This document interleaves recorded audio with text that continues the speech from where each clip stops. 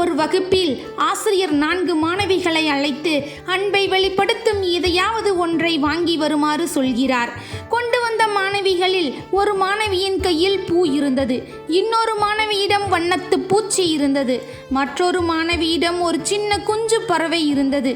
முதலில் கிளம்பி போன மாணவியோ கடைசியில் வெறுங்கையோடு வந்தாள். ஆசிரியர் கேட்டபொழுது நானும் பூவை பார்த்தேன், அழகாய் இருந்தது, செடியிலே இருக்கட்டும் என்று விட்டுவிட்டேன்.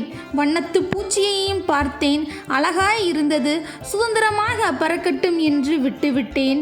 குஞ்சு பறவையையும் பார்த்தேன், தாய் பறவை தேடுமே என்று விட்டுவிட்டேன் என்று அந்த மாணவி கூறினாள்.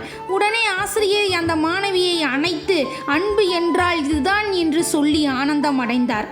ஆம், அன்பை இதயத்தில் கொண்டிருப்பவனே மனிதன். அன்பு எப்பொழுதும் தெய்வீகமானது, ஏனெனில் இறைவன் அன்பு மயமாகவே இருக்கின்றான்.